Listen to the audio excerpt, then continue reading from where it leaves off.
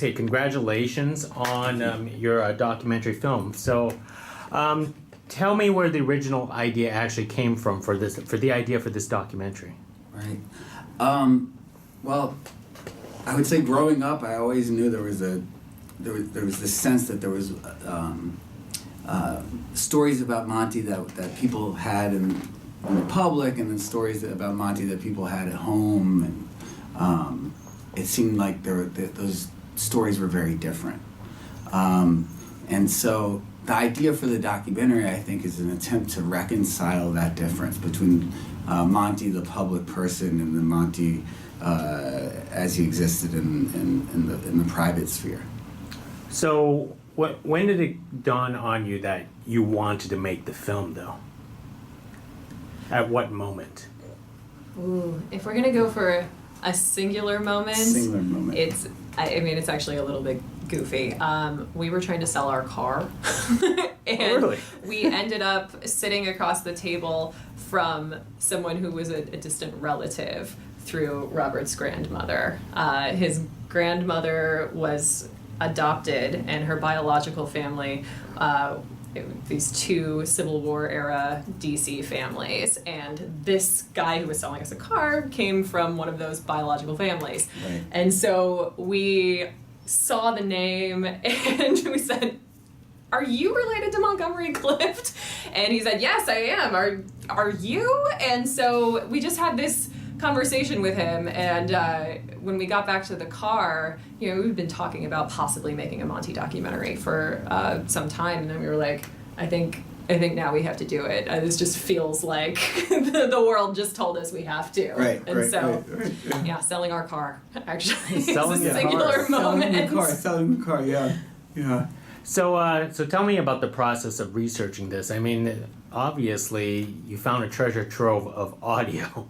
Yeah. I love the way you laugh when you say that, because you know what it would be like listening to all those hours of audio, right? Yeah. Reel-to-reel audio, and then finding the right equipment to even play it on. It's not easy.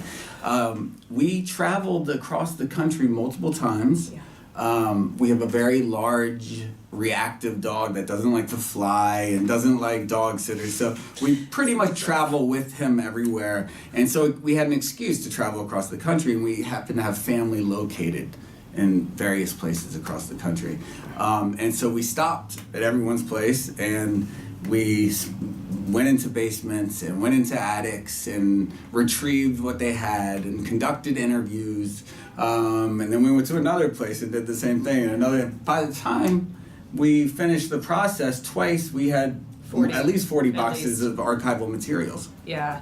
And the listening through all of that, Yeah. I mean, I think you probably saw in the film there, I mean, just fills shelves. There are so many audio reels. And, not all of them were related to Monty. But you have to listen to all of them because you don't know if the labeling is going to be correct. That's right. So it was a very time-consuming process, and that's why the film took 5 years to make. Yeah. It just took a long time. Some of the reels had things like my brother's first sneeze on them. Yeah. Mm-hmm. So you would go from my brother's first sneeze to, Monty calling Stanley Kramer. Yeah. Mm-hmm. It was an interesting mix of materials. So all of this research was at different locations? I mean, did you actually have a lot of it? I mean, all of it, the bulk of it was, I would say, my immediate siblings, but at different locations. One lives in LA, one lives in Boston, and then I live in Pittsburgh. Mm-hmm. But then there's also Monty's twin sister in Austin. There's another half-brother of mine who's in New Mexico.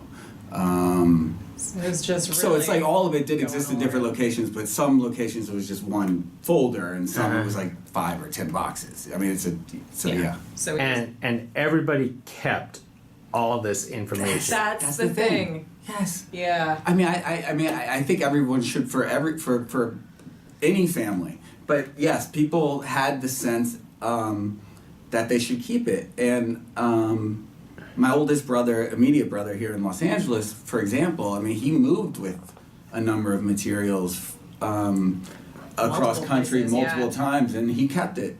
and people could have thrown things away. Yeah. I mean, most families don't have this kind of collection of things, and maybe they could, but people throw them away when they're cleaning out their houses, and it's just it's such a rich source of learning your own history. Like every time I talk to friends who have family members who are maybe aging or family members who have passed, I'm like, don't throw this stuff away. Like, put it in some boxes, put it in temperature controlled areas, and just, you never know when somebody's going to want to look at it. It's like, yeah. And oftentimes you throw away the materials, you're throwing away the access to that historical moment. So, yeah. Wow, that's amazing. So now it's all digitized into one hard drive, right? Yes, but not all of it, unfortunately, not but quite a all lot. of it, We're still working on it. There's a cache of photographs. Monty was a very talented photographer. He was actually published in the newspaper at 13? Was it? I think so, yeah. He's pretty young. Very young. And so we have, you estimated thousands. Okay, so at the bottom of at least 10 of these boxes, you know those old metal canisters for film negatives, the whole bottoms of the boxes were just lined with those, and each of them had a film strip.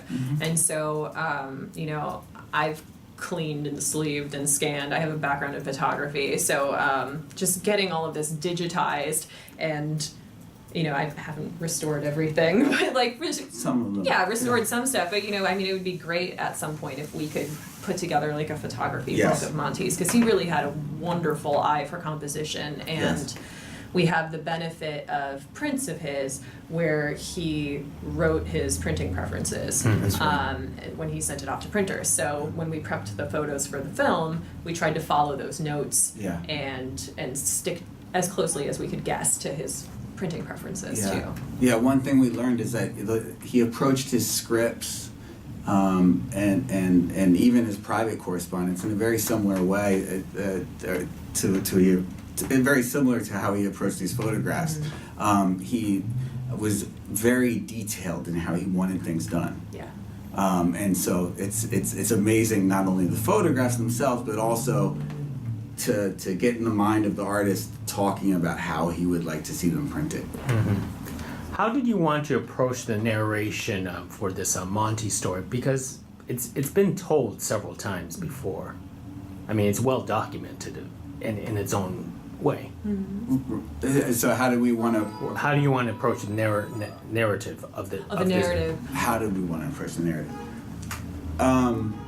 Well, I think that we knew that there were some things that were either underemphasized or not included that didn't let the full breadth of Monty kind of into the public sphere. And when you talk about there being this kind of distance between Monty as known by the public and Monty known in private, I think, we didn't want to go over some of this well-worn territory more, because there was new material. There was more to know about Monty.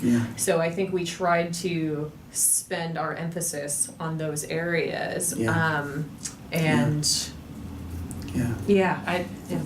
Absolutely. I agree with Hillary completely. With with some movie stars, there's a proliferation of narratives. With Marilyn Monroe, there are so many biographies, but they are not telling the same story. With Monty, a story took hold, and even if it got told multiple times in different ways, all the way to like Wikipedia or blog entries or whatever, often it was the same story.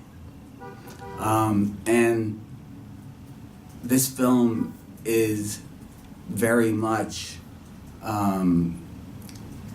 approaching the way that people felt about that story. The people in my family in particular. So it's not repeating the story. Yeah, but it was kind of looking at how that story came to be. Right. I think if anything shaped our narrative, it was kind of tracing how we came to know this story. Yes. And what else was there Yes. to know. Now, a lot of the younger generations probably don't remember Monty. Absolutely. So how would you like to basically address that to these folks? Whew. I mean, I think one of the things that can happen with this film, if you didn't know who Monty was starting out, you do get to see some of his work in our film, and you get to see the labor with it. I mean, you have him on screen in Judgment in Nuremberg and his script and the notes and how it's all playing out. So you can see some of that passion and creativity and integrity. And I think that maybe after seeing our film, people want to go watch other Monty films, go look at his body of work, since he cared so much about that. And I think for people now, what would be surprising to see in Monty is how modern he still manages to feel, even in these films that were made so long ago. He moves like we move. He speaks in a way that's not that kind of almost theatrical sounding, like mid-Atlantic accent that you hear in a lot of old movies. So, he feels fresh and new, even though it was so long ago. It's a question really about, I think, getting people to be interested in the history of cinema. Monty has, I think, an undisputable role in the history of cinema, and some of that it has to do with introducing a new style of acting to the screen. Some of it has to do with introducing a completely new representation of masculinity to American audiences. And some of it has to do with navigating an alternative role for who the actor could be at the time. You have to realize since he was a teenager, turned down multiple studio contracts in order to sign a one-picture deal, which was not unheard of, but was, I think, it was certainly unusual. Fairly unusual for a new actor to do. And so he was someone, and I think this should appeal to everyone, who really cared about the integrity of his work and put that above all else. So I think there are multiple reasons. And a lot of actors that people really cherish today draw their lineage back to Monty. Absolutely. I mean, people look at Daniel Day-Lewis. I mean, he cites Monty as one of his major influences.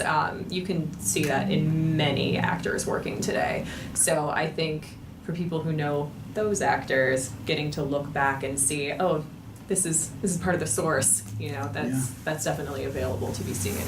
Yeah. That's all true. So what's your favorite Monty movie? Oh, that's tricky. I know my answer's changed a couple of times. I know, mine too. I have different categories of favorites for Monty. You can go ahead. Okay, I'm going to take a somewhat of a cop-out approach to that, and say that my favorite Monty movie are the movies that he shot or the audio recordings he made. Because you have to realize whenever I watch a movie with Montgomery Clift in it, it's somewhat of a documentary for me, because I can't divorce something that an uncle or an aunt said, or how he seems to look like my brother Bill in some weird shots, or or certain family anecdotes, right? So often it feels like a documentary. For me, my favorite, because it was totally new, would be like watching the things that he wanted to film on 8mm, and getting a sense of his personality in that way. Listening to him talk to my grandmother, like about going to the dentist, everyday things because I didn't know him. But that would be my favorite. That would be my favorite.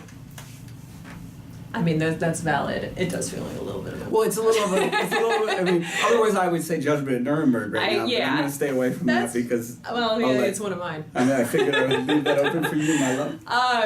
No, I mean, the first Monty movie I saw was The Heiress, and that grabbed me. I mean, I thought that was amazing. working on the film, I would say that my tastes for his films shifted to the post-accident films.